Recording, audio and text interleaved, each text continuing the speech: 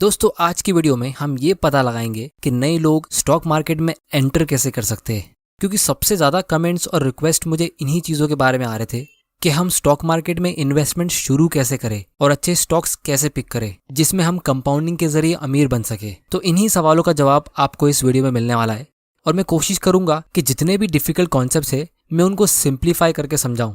तो इसीलिए आज की वीडियो में मैं स्टेप बाय स्टेप गाइड करने वाला हूं कि आपको स्टॉक मार्केट में अपनी इन्वेस्टिंग की शुरुआत कैसे करनी चाहिए।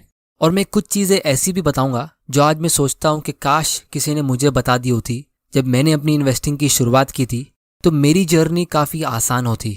तो चलिए शुरू करते हैं। तो दोस्तों सबसे पहले आप लोगों को मैं बता दूं कि स्टॉक मार्केट और इन्वेस्टिंग जितना कॉम्प्लिकेटेड दूर से लगता है ये उतना डिफिकल्ट है नहीं। और अगर आपने मेरे कुछ वीडियोस देखे तो आपको इसका आइडिया मिल ही गया होगा। तो दोस्तों सबसे पहले स्टॉक मार्केट में हमें क्यों इन्वेस्ट करना चाहिए, इसके लिए मैं एक शॉर्ट और सिंपल आंसर देता हूँ। वो ये कि हर एक रुपया जो आपके हाथ में आता है उससे आप खुद डिसाइड करते हो कि आप अमीर बनोगे या नहीं।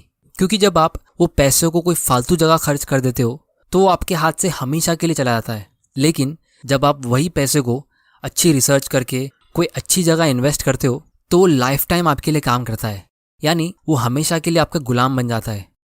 जैसे राकेश झुनझुनवाला ने 2003 में टाइटन कंपनी का स्टॉक 3 रुपया पर शेयर पे खरीदा था और पिछले साल 2020 में ये कंपनी ने सिर्फ अपना डिविडेंड्स 4 रुपये का पे किया।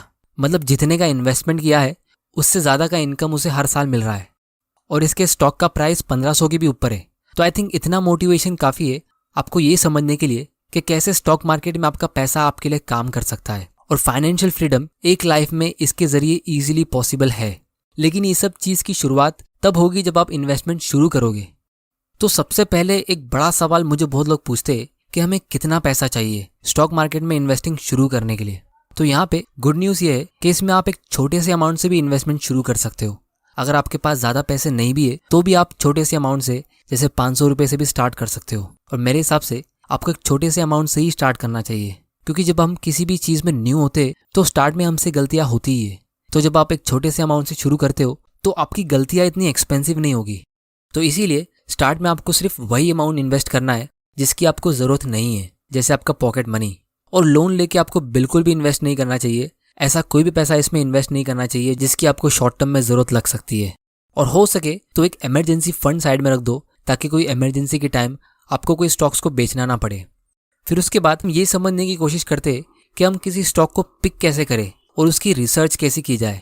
तो दोस्तों अगर ये वीडियो मैंने कुछ सालों पहले बनाया होता तो मुझे आप लोगों के सामने बहुत सारे कैलकुलेशंस करने पड़ते एक सिंपल सा रेशियो निकालने के लिए, और बहुत सारी अलग अलग वेबसाइट्स पे जाना पड़ता एक स्टॉक की इन्फॉर्मेशन ढूंढने के लिए। लेकिन आज की तारीख में हम बहुत लकी है क्योंकि हमारे पास बहुत सारे एडवांस टूल्स, स्क्रीनर और ऐसी वेबसाइट्स है जिसमें हम बहुत आसानी से कंपनी की रिसर्च कर सकते हैं और ऑलमोस्ट सारी इंपॉर्टेंट इन्फॉर्मेशन हमें एक जगह पे मिल सकती है। तो यहाँ पे मैं टिकर टेप यूज़ कर रहा हूँ क्योंकि इसमें बहुत सारी इन्फॉर्मेशन आपको एक ही जगह मिल जाएगी। इसकी लिंक मैं नीचे डिस्क्रिप्शन में डाल देता हूँ। और अब वेबसाइट ओपन करने के बाद मैं यहाँ पे स्क्रीनर पे क्लिक कर रहा हूँ। अब ये हमें ऑलमोस्ट 4000 कंपनी शो कर रहा है जो इंडियन स्टॉक मार्केट में लिस्टेड है, और ये मार्केट कैप के साइज से सॉर्ट की गई है। मतलब जो सबसे बड़ी कंपनी है पूरे इंडिया में वो सबसे ऊपर दिख रही है। तो बिगिनर्स के लिए मैं सजेस्ट करूंगा कि आप लार्ज कैप स्टॉक से शुरू करो, मतलब एकदम बड़ी और स्टेबल कंपनी से, क्योंकि उसमें रिस्क कम होता है। इस कॉन्सेप्ट को मैंने डिटेल में अपने पिछले वीडियो में कवर किया है। अगर आपने वो वीडियो नहीं देखा है तो आप यहाँ पे क्लिक करके उसे देख सकते हो और इसका लिंक भी मैं नीचे डिस्क्रिप्शन में डाल दूंगा। तो इसीलिए आज हम इंडिया की सबसे बड़ी 100 कंपनी से शुरू करते हैं। उसके लिए हमें यहाँ पे स्टॉक यूनिवर्स में जाके निफ्टी 100 सेलेक्ट कर देना है और यहाँ पे अब हमें 100 कंपनीज दिखेगी। अब आपने निफ्टी और सेंसेक्स का नाम तो सुना ही होगा। तो सेंसेक्स में ये ऊपर की 30 कंपनीज आती है और निफ्टी में ये ऊपर की 50 कंपनीज, और ये जो नीचे की 50 कंपनीज है यानी ये लिस्ट में 51 से लेकर 100 तक, ये निफ्टी नेक्स्ट 50 इंडेक्स का हिस्सा है। अब दोस्तों यहाँ पे हमें एक चीज़ समझना बहुत ज़रूरी है कि अगर कोई कंपनी बड़ी है तो ज़रूरी नहीं है कि वो एक सेफ और एक अच्छा इन्वेस्टमेंट होगा ही। ये चीज़ हम थोड़ी देर में डिटेल में समझने वाले हैं, क्योंकि कंपनी की स्टेबिलिटी और क्वालिटी के लिए आपको थोड़ा सा कॉमन सेंस यूज़ करना पड़ेगा और जो इन्फॉर्मेशन आपके पास अवेलेबल है उसे भी। तो अब स्टॉक को पिक करने से पहले हमें एक सेक्टर को पिक करना होगा, जिसमें मेरी पर्सनल सजेशन यही है कि आप साइक्लिकल सेक्टर्स और कैपिटल इंटेंसिव सेक्टर से दूर रहो। साइक्लिकल सेक्टर्स मतलब ऐसी कंपनीज जो अच्छे मार्केट के टाइम बहुत अच्छा करती है लेकिन बुरे मार्केट के टाइम बहुत स्ट्रगल करती है, जिसकी वजह से इनके स्टॉक का प्राइस खराब मार्केट में सालों साल नीचे रहता है। तो शुरुआत में आपको इतना ज़्यादा स्ट्रेस लेने की ज़रूरत नहीं है। और दूसरी है कैपिटल इंटेंसिव सेक्टर, जिसमें बहुत ज़्यादा कैपिटल लगता है, जिसकी वजह से उसमें अनसर्टेनिटी बहुत ज़्यादा होती है, जैसे एनर्जी, ट्रांसपोर्टेशन, इंफ्रास्ट्रक्चर। अब दोस्तों कुछ न्यू इन्वेस्टर यहाँ पे कहेंगे कि ये सारे सेक्टर्स तो अच्छे होने चाहिए क्योंकि इंडिया अभी ग्रो हो रही है और गवर्नमेंट भी इसमें बहुत ज़्यादा इन्वेस्ट कर रही है। तो दोस्तों जब मैंने अपनी इन्वेस्टिंग की शुरुआत की थी तब भी मेरी यही थिंकिंग थी, लेकिन इसमें होता ये है कि इन्वेस्टमेंट हो तो जाता है लेकिन उसमें से उतना रिटर्न मिल पाएगा कि नहीं हमें वो नहीं पता। तो ये इंडस्ट्रीज ज़्यादा रिस्की होती है। अब लोगों को इसका मैं लाइव एग्जाम्पल इस वीडियो में दिखाने वाला हूँ कि मैं ऐसा क्यों बोल रहा हूँ। तो उसके लिए हम यहाँ पे हैवी कैपेक्स वाले सेक्टर्स सिलेक्ट करते हैं, जैसे रियल एस्टेट, एनर्जी, और यहाँ फिल्टर में हम ये वाला रेशियो सिलेक्ट करते हैं और साथ में लास्ट 5 ईयर का एवरेज भी सिलेक्ट कर देते हैं। अब ये जितने भी रेशियोज है ये हर एक रेशियोज इन कंपनीज के बारे में कुछ ना कुछ बोलने की कोशिश करते हैं।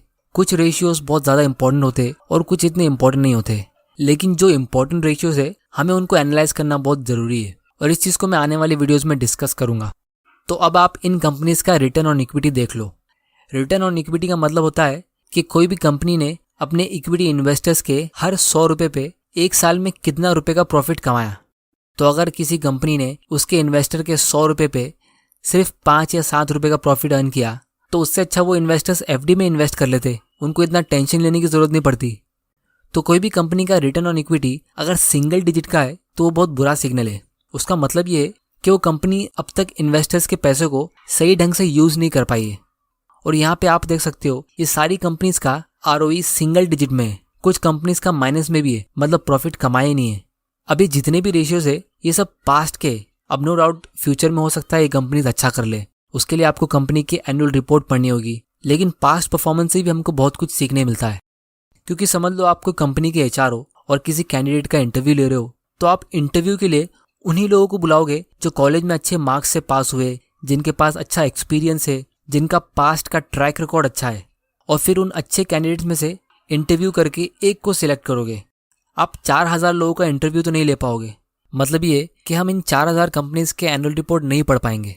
तो इसीलिए हमें एक अच्छा फिल्टर यूज़ करना पड़ेगा ताकि हम ऐसे खराब कैंडिडेट्स को एक्सक्लूड कर दे। इसीलिए बिगिनर्स को ऐसे सेक्टर्स चुनना चाहिए जिसमें रिस्क कम हो। अगर हम एफएमसीजी सेक्टर में आते, मतलब फास्ट मूविंग कंज्यूमर गुड्स, तो हम यहाँ पे कंज्यूमर गुड्स सिलेक्ट कर देते। और अब आप इन कंपनीज का रिटर्न ऑन इक्विटी देखो।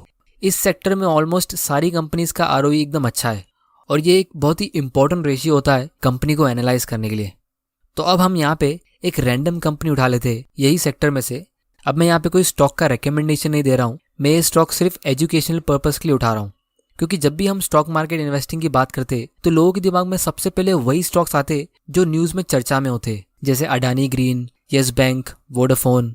और ये सब स्टॉक्स न्यूज़ में इसलिए आते क्योंकि ये बहुत ज़्यादा वॉलेटाइल होते, मतलब ज़्यादा फ्लक्चुएट होते रहते, जो ट्रेडर्स के लिए अच्छे हो सकते लेकिन न्यू इन्वेस्टर्स के लिए बिल्कुल भी अच्छे नहीं होते। अब ज़रा इमेजिन करो, कोई आदमी अपनी लाइफ में पहला स्टॉक खरीद रहा है और वो स्टॉक रोज़ 5% ऊपर नीचे हो रहा है, और इसीलिए न्यू इन्वेस्टर्स स्टॉक मार्केट में जल्दी गिव अप करते हैं। और ये अडानी ग्रीन प्रॉफिट कैसे अर्न करती है, कौन इसके प्रोडक्ट्स और सर्विसेज यूज़ करता है, इसके बारे में कोई भी न्यू इन्वेस्टर को पता नहीं होगा। लेकिन फिर भी लोग ऐसी कंपनी के स्टॉक खरीद लेते हैं सिर्फ प्राइस को बढ़ता हुआ देख के, जो मेरे हिसाब से इन्वेस्टमेंट नहीं स्पेक्यूलेशन होता है। लेकिन जब हम मैरिको इंडस्ट्रीज की बात करेंगे तो इसका पैराशूट ऑयल बहुत लोगों के घर में होगा। फिर चाहे मार्केट क्रैश हो या कोई रिसेशन हो जाए या कोई लॉकडाउन, इन सेक्टर की कंपनीज के प्रोडक्ट का डिमांड इतनी आसानी से गिरता नहीं है। रिसेशन के टाइम हो सकता है कि लोग नई कार नहीं खरीदेंगे, उस परचेज को थोड़ा पोस्टपोन कर देंगे, लेकिन ये सब प्रोडक्ट्स हम पोस्टपोन नहीं करते और इसीलिए इन कंपनीज का स्टॉक प्राइस ज़्यादा स्टेबल होता है साइक्लिकल सेक्टर्स के मुकाबले, जो आप यहाँ पे देख सकते हो। तो अगर आप इस कंपनी का हिस्टोरिक रिटर्न चेक करोगे तो आपको दिखेगा कि इसने शेयर होल्डर्स को कितना प्रॉफिट अर्न करके दिया है। 1 लाख का इन्वेस्टमेंट 98 लाख में ग्रो हो गया है। अगर किसी ने रियल एस्टेट में इतना प्रॉफिट अर्न भी किया होगा तो उसको लक की जरूरत लगी होगी, लेकिन स्टॉक मार्केट में ये पूरा स्किल पे डिपेंड करता है। और ऐसे अच्छे स्टॉक्स आप कभी न्यूज़ में देखोगे भी नहीं, क्योंकि ये स्लोली ग्रो होते हैं कंपाउंडिंग के जरिए।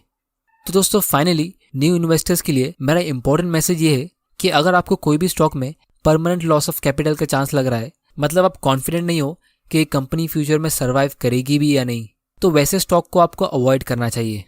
और ये एक बहुत ही इंपॉर्टेंट एडवाइस है, क्योंकि दोस्तों स्टॉक मार्केट में बिगनर्स बहुत है लेकिन फिनिशर्स बहुत ही कम है।